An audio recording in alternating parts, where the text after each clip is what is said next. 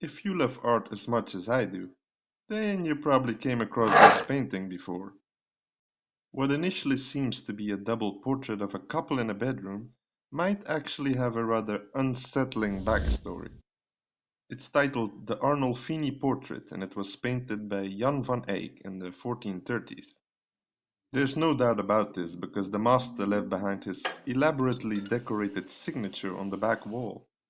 The Latin text translates to Jan van Eyck was here in 1434. The man in the portrait has been identified as Giovanni di Niccolao Arnolfini, a wealthy merchant from Lucca, Italy. Van Eyck lived and worked in Bruges for many years, and it's likely that Giovanni was one of the painter's buddies in the city. Not only was he featured once more in a portrait about 4 years later, but he also wears the exact same red hat as the painter in his self-portrait. There's little doubt that this is the same person.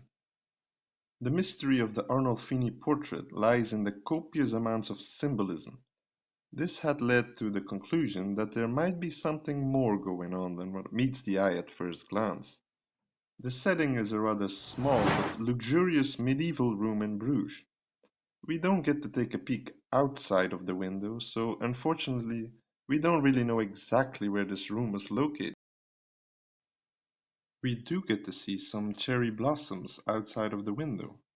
This tells us that it was early summer at the time. This was a period when Bruges was one of the most important port cities in Europe.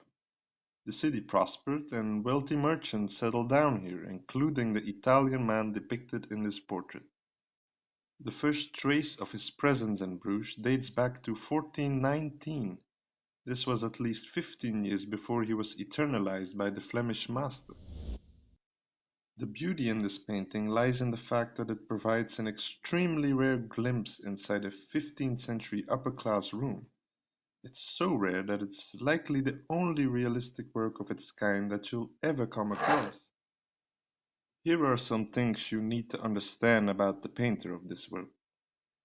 Jan van Eyck was an incredibly influential artist from the Northern Renaissance. He didn't exactly invent oil painting, but he was definitely the first to master it. He was a pioneer in applying multiple layers of oil to the canvas. This technique, known as wet and wet or alla prima, allowed him to paint figures and objects with an incredible sense of realism. Just think about it.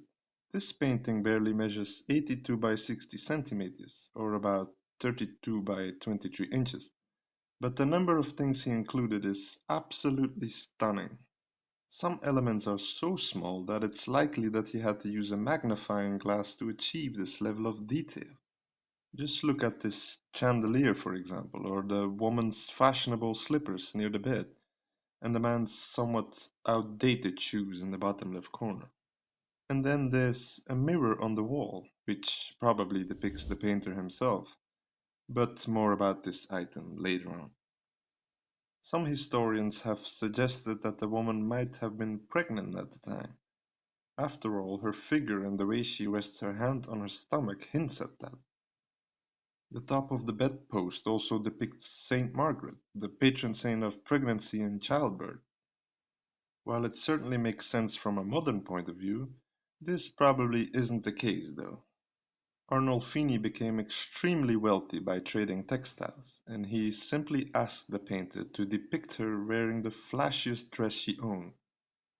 This was the preferred fashion during the 1430s, which probably means that the couple was simply showing off their wealth. And there are some more items in this room that you wouldn't have come across in a peasant shack at the time. The oranges near the window, for example, or the stylish carpet on the floor, and of course the pretty comfy bed against the wall. Yes, it was a privilege to sleep in one of these in the early 15th century. Let's take a closer look at the woman now. Who was she? For centuries it was agreed that it depicted the man's wife, Giovanna Senami. This theory was shattered, however, when a document found in the 1990s revealed that the couple didn't get married until 1447. This was about 6 years after Jan van Eyck died. The couple does wear wedding rings, so they were surely married at the time. Giovanni was married before to a woman named Costanza Trenta, and this is where the painting's symbolism takes a dark turn. Costanza died while giving birth to the couple's child in February of the year 1433.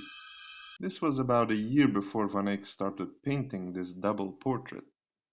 This makes it all the more likely that it's actually a memorial painting commissioned by Arnolfini to commemorate his deceased wife. Let's be honest here, the man doesn't exactly look happy, don't you think? Now let's take a closer look at the symbols that Van Eyck included to make this theory more plausible. After all, how many times in history have a living and a dead person been painted together in a work of art like this? First of all, the dark clothes worn by the man are in sheer contrast with the bright green dress worn by his wife. I do need to state, however, that the color has slightly faded. His long coat looked more purple upon completion. Both the man's and woman's clothes are lined with fur, another sign of extreme wealth. Then there's the brass chandelier, which was also an extremely expensive item at the time. Not just that, studies have shown that Van Eyck took some liberties and painted it much larger than it could have been. There's something very special about this item. When you look closely, you'll see that the candle above Giovanni's head is lit. The one above Costanza's head, on the other hand, has gone out. You can easily interpret this as a reference to who in the painting was still alive at the time. And remember the carved figure of Saint Margaret, the patron saint of childbirth. Suddenly this gets another meaning as well. After all, Costanza died while giving birth. Does also mean that she's pregnant in this painting? This is pretty hard to judge, to say the least. Now here's my favorite part of the painting. You almost need a magnifying glass yourself to see it, but the medallions inside the frame of the mirror depict images. Now here's where it gets really interesting. The dozen images depict scenes from the Passion of Christ.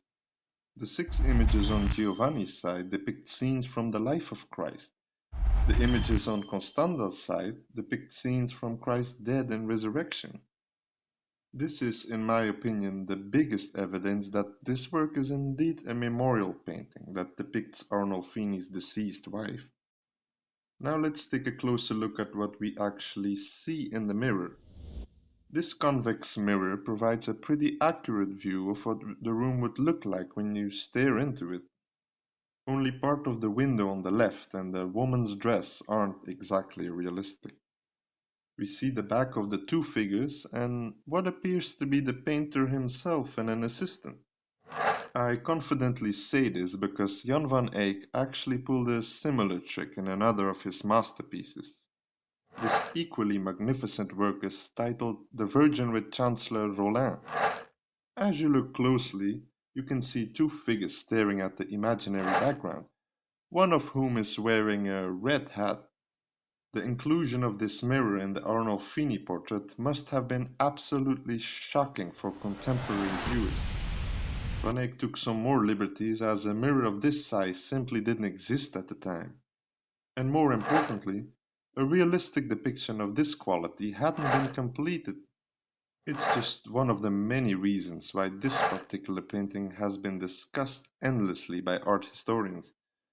There are some facts, however, that immediately point towards the theory that this is indeed a memorial painting. A letter written by Costanza's mother confirms that she died about a year before Van Eyck started working on this double portrait. At first glance, you don't really take note of all the symbols, but when you start analyzing all elements, they suddenly make sense. So to conclude, I believe that the Arnolfini portrait is a painting that Giovanni commissioned to commemorate his deceased wife, Costanza Trenta.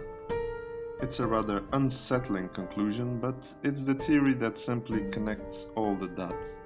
So what happened to this painting?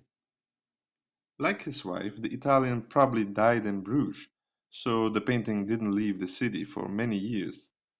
It eventually ended up in the Spanish royal collection, where it remained for centuries. We don't know how, but a Scottish soldier brought it to England in the early 1800s. A couple of decades later, it was acquired by the National Gallery. The museum paid a humble 600 guineas for this work at the time. I tend to think that this painting is probably worth a bit more than that today.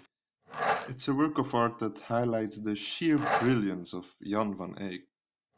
The extreme level of detail he included was simply unparalleled back then, and it paved the way for numerous future generations of artists. And that's why Jan van Eyck is one of my favorite artists of all time.